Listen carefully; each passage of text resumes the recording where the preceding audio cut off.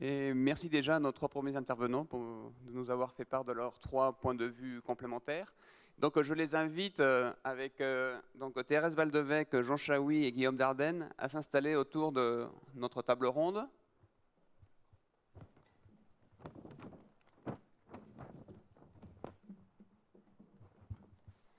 Très bien, pour démarrer cette table ronde, je vais demander déjà donc aux trois intervenants qui ne sont pas encore intervenus de se présenter et de dire quelques mots sur leur parcours et nous dire quel est le rôle de l'imagerie dans leur activité. Donc, Thérèse Baldevec, s'il vous plaît.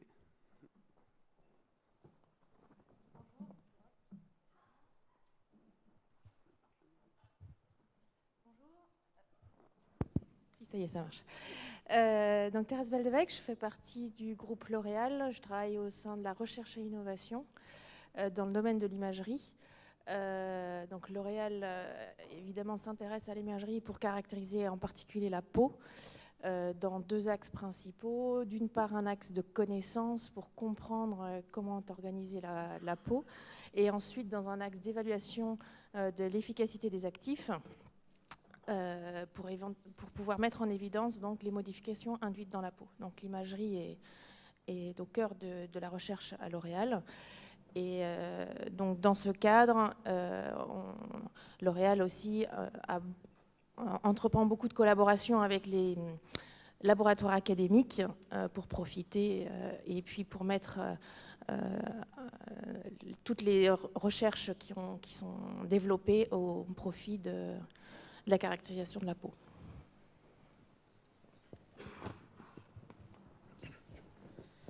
Bonjour à tous. Donc d'abord, merci pour les organisateurs de m'avoir invité. Je m'appelle Jean Chaoui.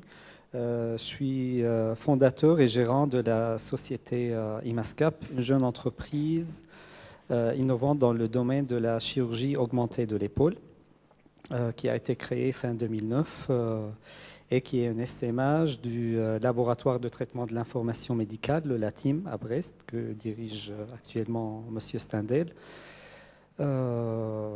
Donc cette entreprise a été créée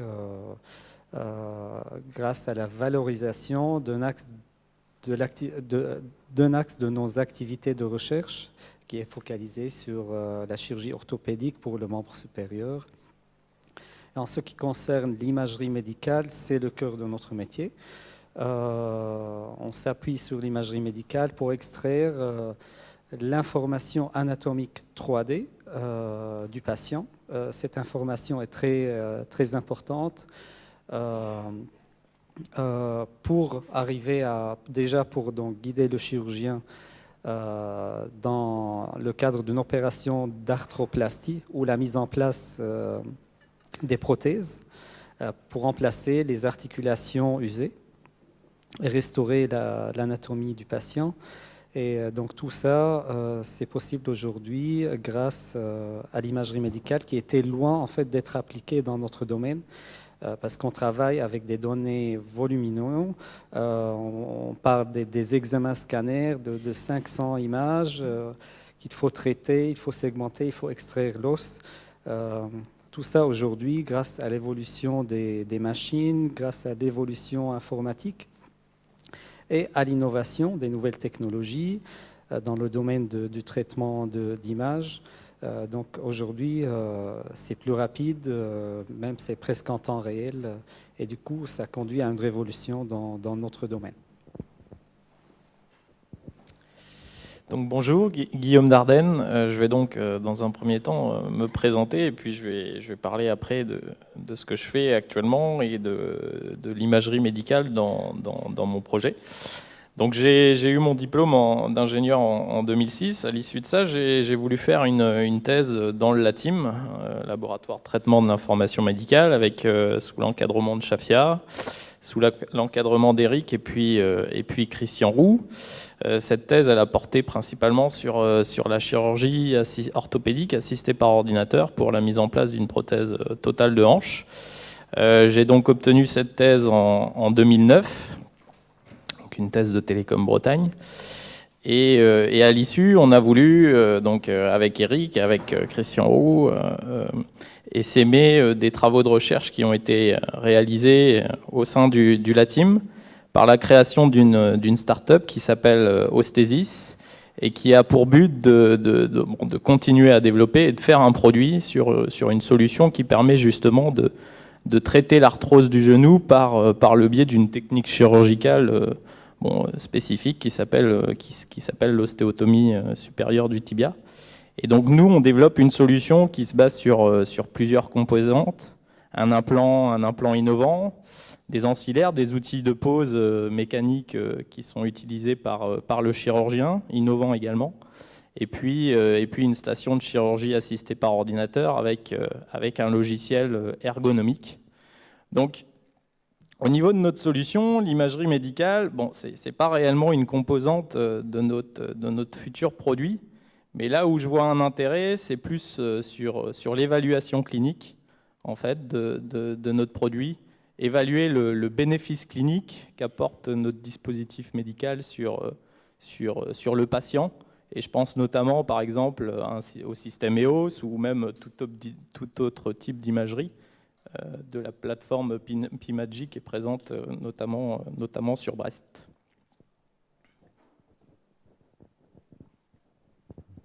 Juste pour compléter votre présentation, est-ce que vous pouvez nous parler un petit peu de votre collaboration au quotidien avec les chercheurs dans les laboratoires? Comment se fait cette collaboration? Et puis on prendra une série de questions du public. Cette collaboration, en tout cas en ce qui me concerne, elle se fait tous les jours. Là, on est encore en phase de développement du produit. Ça prend beaucoup de temps avant qu'un produit, surtout un implant innovant, soit mis sur le marché. Et on a vraiment une relation assez étroite avec le LATIM, puisqu'on est issu justement du LATIM. Bon, il y a des contrats de collaboration de recherche, ça c'est vrai, qui nous lient contractuellement. Mais bon, il y a toujours des échanges d'idées, des discussions qui sont encore très très importantes. Donc moi, c'est plus sur l'échange en fait humain que je vois les choses.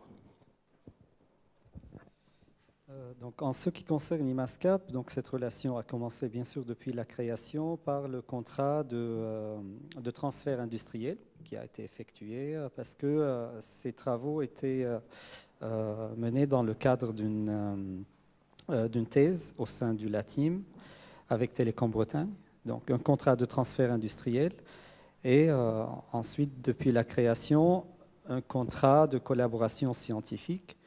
On s'appuie sur ce genre de contrat pour continuer à innover, pour rester à la pointe de notre technologie. Surtout dès qu'un chercheur en fait devient dans une entreprise dans le domaine industriel. Et donc là, il y aura beaucoup moins de temps à passer, surtout sur les études de faisabilité ou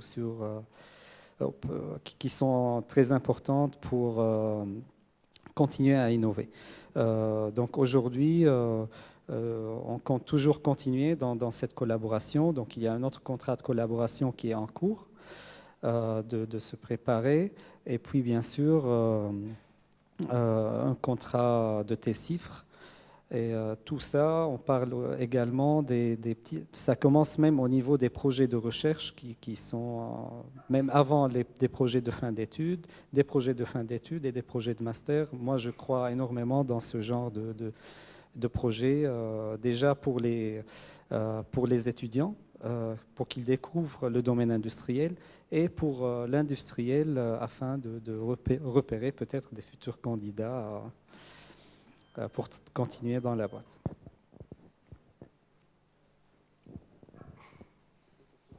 Oui, est-ce qu'il y a des questions dans le public?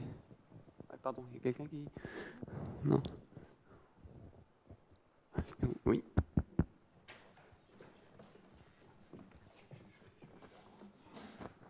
Au sommet du triangle là, de Eric Stindel, il y avait effectivement donc, les CHU, les hospitaliers. Alors, est-ce que vous utilisez deux facilités qui ne sont pas très faciles à manier, mais qui me semblent importantes? Un, c'est la loi de l'innovation pour les hospitaliers, que ce soit PH ou PUPH. avec tous les problèmes de retour au bout de 7 ans. Mais là, c'est quand même une mise à disposition d'entreprises à 100%.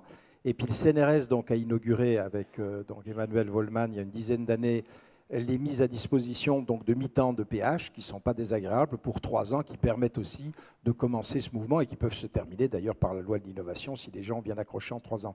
Parce que quand même, c'est assez difficile d'avoir sous la main bon, un véritable hospitalier. Donc ces facilités me semblent intéressantes.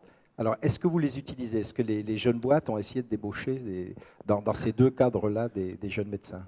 Alors, la réponse est oui, puisque j'en fais partie. Alors, je l'utilise sur le versant, parce que sur le versant collaboration scientifique, en fait, et donc qui est limité à 20% du temps par la loi. Ce qui n'est pas inintéressant parce qu'effectivement ça libère de facto, puis ça permet aussi de parler avec les tutelles en disant voilà on est vraiment dedans et c'est vraiment cadré. Ça évite aussi certains soucis avec les collègues, on va dire. Donc ce dispositif, oui, on l'utilise tout à fait. C'est un tout petit poil lourd, ça fait partie un peu par la problématique administrative que j'évoquais tout à l'heure. C'est-à-dire qu'entre le jour où on émet l'idée et la volonté de participer, il faut l'appuyer sur un contrat qu'on a mis, nous, 3 ans à signer entre nos différentes tutelles et les industriels. Donc, c'est des dispositifs qui existent, mais qui sont encore un petit peu lourds à mettre en œuvre, mais qui sont bien utiles. Alors après, je n'ai pas voulu basculer à 100% dans l'industrie, parce que je pense que je suis plus utile à la place où je suis, c'est-à-dire pas au sommet du triangle, hein. L'idée c'est qu'à un moment il faut mettre la pointe quelque part, mais au milieu de ce triangle surtout, et que finalement bien écartelé entre l'industrie, le laboratoire que je dirige et l'activité clinique que je continue à mener, je suis là potentiellement le plus efficace pour chacun des partenaires, donc je n'ai pas voulu complètement basculer de l'autre côté. Et en continuant sur les aspects de collaboration, je sais que L'Oréal a créé un laboratoire d'imagerie, le centre de recherche bioclinique au sein même de l'hôpital Saint-Louis. Est-ce que Thérèse Baldeweg, vous pourriez nous dire un peu plus sur cette collaboration? Alors, pour rebondir un peu sur le triangle dont on parlait tout à l'heure, L'Oréal, justement, s'est rapproché de l'hôpital Saint-Louis avec lequel L'Oréal a des étroites collaborations depuis longtemps, en créant en 2008 et en intégrant dans la plateforme de partenariat industriel de l'hôpital Saint-Louis le centre de recherche bioclinique, donc, qui nous permet d'avoir des liens très étroits avec les équipes de recherche de l'hôpital et de pouvoir réaliser des études cliniques dans de très bonnes conditions. Donc, dans ce laboratoire est installé un système d'imagerie optique assez innovant. Il s'agit de la microscopie multiphoton, qui est un appareil qui est marqué CE et qui permet de faire des acquisitions in vivo. Et donc, cet appareil est implanté dans ce centre. Et en parallèle, donc, on a fait appel au Centre de morphologie mathématique dans le cadre d'une collaboration que nous menons maintenant depuis 3 ans pour nous aider dans l'analyse de ces images et extraire en 3D des paramètres pertinents qui nous permettent de caractériser la peau dans différentes conditions. Donc on a les 3 éléments, L'Oréal industriel, la partie recherche à la fois en lien avec la clinique à l'hôpital Saint-Louis et avec le centre de morphologie mathématique, et puis les cliniciens avec l'accès via les volontaires de l'hôpital pour pouvoir réaliser ces études cliniques. Et est-ce qu'il y a encore des questions dans l'auditoire? Non. Donc, oui, moi, j'aimerais m'adresser à Nicolas Villain. Et donc, dans la présentation, on n'a pas vu un petit peu les aspects propriété intellectuelle, confidentialité des données, et on sait que quand on travaille un petit peu en collaboration avec des industriels, il y a toujours, enfin il y a toujours non, peut-être pas toujours, mais il y a des soucis des fois qui sont posés et relatifs à cette propriété intellectuelle et la confidentialité des données d'imagerie.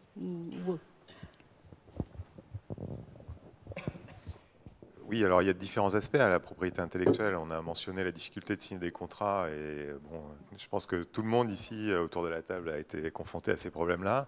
Je pense que c'est une des barrières les plus importantes. Même dans les études cliniques internationales, j'ai entendu dire que le temps que de recruter le premier patient, les autres pays avaient terminé. Donc c'est un peu ce genre d'histoire.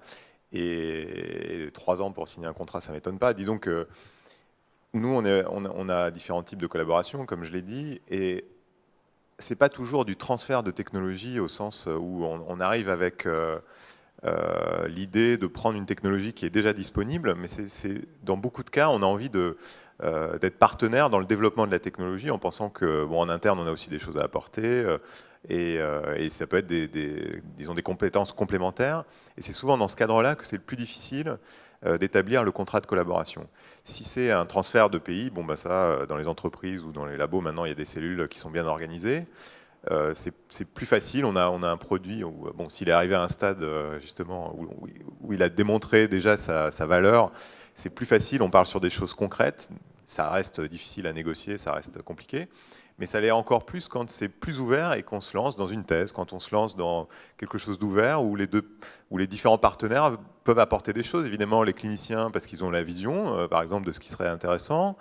Il y a peut-être des moyens qui vont être apportés par l'industriel, mais aussi pas que des moyens financiers ou techniques, mais aussi des compétences qui sont déjà dans l'entreprise, des compétences qui vont être apportées par le laboratoire. Et justement, on veut mettre tout ça ensemble. Et puis chacun voudrait y retrouver quand même son compte, et ça c'est normal. Là encore, je ne voudrais pas que les industriels passent pour les mauvais garçons qui viennent piller. En fait, c'est que voilà, la complexité d'amener quelque chose sur le marché, c'est un autre aspect qui est aussi complexe parfois que d'amener l'idée au premier prototype, etc. Donc, c'est souvent là qu'on a le plus de difficultés. Et parfois, pour établir des collaborations, les contrats européens, ça peut être des cadres qui permettent de simplifier un petit peu les choses, dans le sens où tous les partenaires ont déjà l'impression de s'y retrouver. Donc, les industriels, certes, mais aussi les financements qui vont aller aux académiques et aux centres cliniques aussi, ça va leur permettre déjà d'avoir ce financement, d'avoir un retour. Donc, on part sur une base qui est déjà un peu plus équilibrée que quand on veut établir un partenariat direct. C'est pour ça que les consortiums, les projets collaboratifs, ça peut être une bonne formule. Mais oui, ce problème de l'API, je ne pense pas qu'il y ait une solution miracle. Sinon, si quelqu'un là, je suis preneur. À chaque fois, il faudra discuter. C'est aussi pour ça que les partenariats sur le long terme ou renouvelés. J'évoquais les thèses. Donc les thèses CIFRE, c'est un dispositif que je trouve très intéressant parce que il y a un vrai lien avec l'industriel et les formations. Ça permet aussi de découvrir des candidats aussi pour nous. Mais si on doit renégocier à chaque fois qu'on démarre une CIFRE toutes les clauses du contrat, en particulier pour la propriété intellectuelle, je pense que c'est compliqué. Donc travailler avec les mêmes partenaires, c'est aussi important pour la suite. Voilà. Et puis, tu avais évoqué un tout petit peu l'aspect confidentialité. Alors il y a aussi un petit dilemme, c'est parfois la possibilité de publier, la possibilité de protéger. Je pense que pour beaucoup d'industriels, maintenant aussi, l'importance de publier, d'avoir des résultats démontrés, ça l'emporte sur la volonté de protéger, mais tout en révélant évidemment pas tous les détails, en gardant un petit secret de fabrication, mais on peut quand même publier beaucoup, je pense. Les industriels l'utilisent aussi, les publications, les congrès internationaux, c'est aussi une façon de valoriser leur innovation. Donc je pense pas que ce soit... Merci. On est pris par le temps, donc on va finir par une question classique adressée à tous nos intervenants. Quelle rupture technologique entrevoyez-vous à moyen ou long terme ou rupture d'usage qui peuvent affecter de façon importante votre activité? Qui voudrait répondre?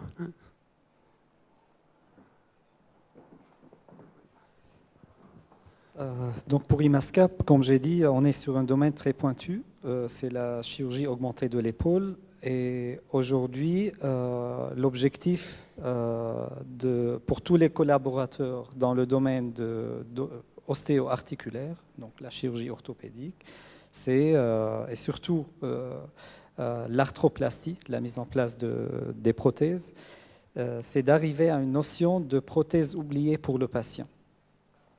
Donc ça, c'est l'objectif. Une prothèse doit rester au moins 10 ou 15 ans Aujourd'hui, avec le taux d'échec, je parle pour les pôles, on est à 21% pour une durée de 1 an à 2 ans. Donc c'est un taux d'échec important.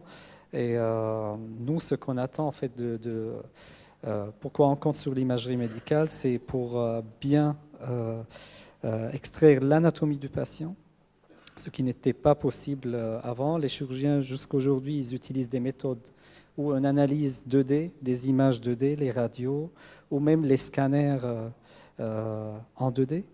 Et donc, grâce à notre technologie, je pense qu'on peut aller très loin vers cette notion de prothèse oubliée ou une prothèse donc, qui répond, qui respecte plus l'anatomie du patient. Merci. D'autres points de vue? D'autres avis sur les ruptures? La rupture, peut-être pas, mais nous, donc, lorsque nous avons démarré ATSIS, nous étions uniquement spécialisés en traitement d'image. Et de plus en plus, on nous demande d'avoir une expertise qui va de l'acquisition d'images, gestion des images, base de données. Le traitement d'image est devenu quasiment epsilon parce qu'après, lorsque l'on nous demande de développer des algorithmes dans le domaine de la rétine, nous ne sommes pas des ophtalmologistes. Donc, il faut que des experts nous disent, voilà, moi ce que je vois, est-ce que vous pouvez développer l'algorithme qui pourra faire la même chose? Donc, on demande aux experts de, entre guillemets, grader les images. Et puis, on fait de l'analyse statistique à la fin pour comparer ce qu'a fait le traitement d'image avec ce qu'a fait l'expert. Et puis, ce qui est très à la mode actuellement, c'est que les gradeurs, surtout les médecins, nous disent votre logiciel, il tourne sous Windows, nous on est passé sur tablette, donc on veut pouvoir grader les images sur notre tablette lorsque nous regardons la télé, lorsque nous sommes dans l'avion, en train d'attendre un avion ou je ne sais pas quoi. Donc, on est en train d'attendre la version Windows 8 pour pouvoir proposer notre interface sur tablette. Très bien. Eh bien, merci à tous les intervenants. Nous allons clore cette session.